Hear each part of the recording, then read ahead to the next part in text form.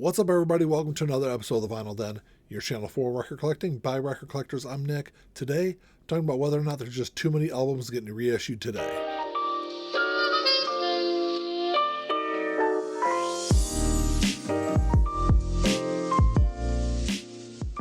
There's a bunch of links down below. You got links for the Vinyl Den Facebook group, for the merch page, for the Spotify and Apple Music playlists that I put together every week, and the Patreon page. So make sure you check all that out.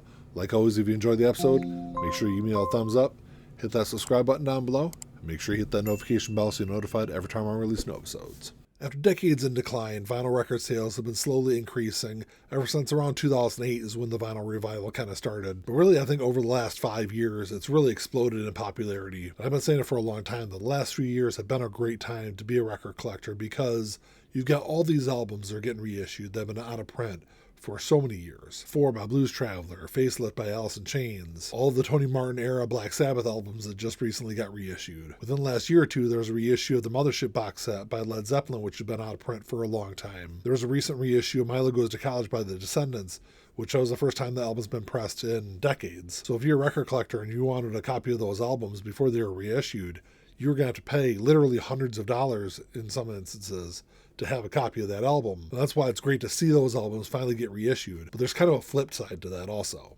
Because labels realized, I think pretty quickly, that there's a lot of money that can be made from reissuing a lot of these older titles, where there's very little risk involved in reissuing Rumors every 6 to 8 months, or The Dark Side of the Moon, or Thriller by Michael Jackson, because they know a lot of the growth in the record collecting is coming from younger generations where people are trying to build up their record collection. So they might not have that record in their collection from 20, 30, 40, 50 years ago. So they know if they reissue that album every year, they know it's going to sell. So it's very little risk, very high reward for the labels. Whereas if they're going to take that money and invest that into new releases, you don't really know what a new release is going to do.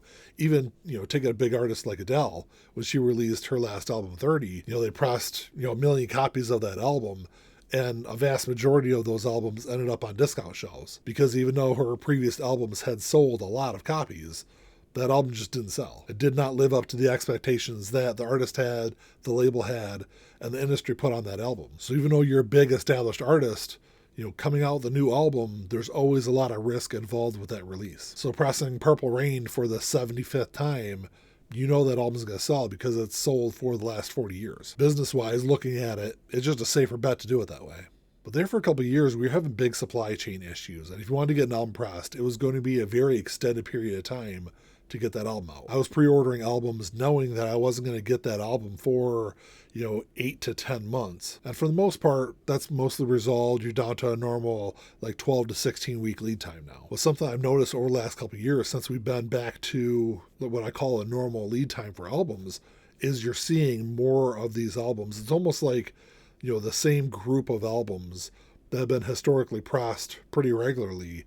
That group has been kicked up on steroids, and you're now seeing that album or that group of albums get reissued literally, every 10 to 16 months. And as someone that looks at new releases every week, I do a new release video every Tuesday, I'm seeing these same albums pop up in new release lists pretty regularly. And yeah, sometimes they'll add on a couple bonus tracks, or it'll be like a picture disc or an anniversary edition. They'll try to do something different with the release. But at the end of the day, it's still the same music.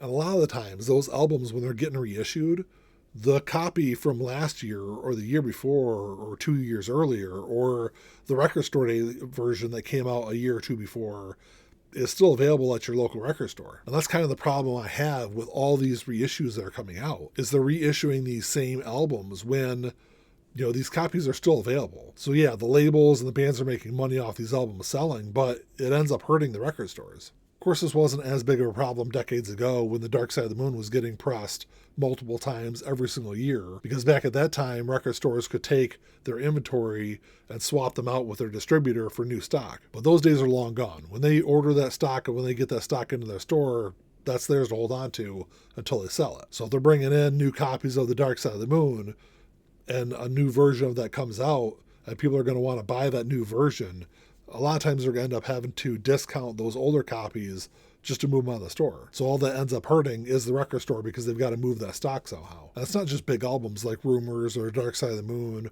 or Purple Rain. I'm seeing albums that are pretty easily found in a lot of used bins or discounted bins in record stores that are getting reissued, yearly or at least every other year. They're going to run you $25, $30, $35, but you can still find them. You might find an 80s copy, for $8 to $10 in a used bin. Sometimes you can find it even cheaper than that, but it's still readily available. And they're just pushing this new copy just because they know people will go out there. They've got that FOMO, so they know they're going to buy a new copy of it. So all this does is kind of falsely inflate the market, because they know a lot of people, when they're standing in the record store, if they're looking at this used copy that's 25 plus years old, or this shiny brand new copy, even though the shiny brand new copy might be 3 or 4 times the cost of the used copy, a lot of times people are going to grab that new copy. And labels aren't making money off of the used copy that's being sold at your record store. The record store is making more money off of that than the new copy in most instances. But a lot of times people are going to grab that new copy over that used copy. I can't say I'm innocent either. I've done that a lot of times also, where I'll go to a record store and I'll find a used copy of an album, and I'll find a new copy of it also. And I'll look at the price and kind of go back and forth, compare the two. And honestly, a lot of times I'll end up picking up the new copy. Something else I've noticed is these albums that come out pretty regularly, sonically, there's really no difference between them. If you look at the album that come out in 2025, versus the version that came out in 2023, normally it's the exact same remastered audio that came out in 2012 or 2013. So really, any version of that album that you've bought over that time period, it's going to sound exactly the same. For the most part, yes, there are some differences depending on where it's pressed. There's always some nuance there. But as far as like the core original audio goes, it's going to be that same audio. Yes, a lot of times they'll slap a limited edition tag on there, or they'll press it in a different color and try to create that fear of missing out, to try to get people to come in and buy that newer version of it. But in a lot of instances, it just ends up being a marketing ploy over anything else. So what they end up doing is just flooding pressing plants over and over again with these same albums. And it ends up causing delays for smaller bands because there is limited space at pressing plants. And if you're a bigger artist, it's a lot easier for you to get your album pressed. Whereas if you're a newer or up-and-coming band, you might have to wait longer to get your album pressed because of the 16th time that Rumors has been pressed in the last 15 years. And yes, something else that plays into this issue is vinyl has become as much about collecting than about the music.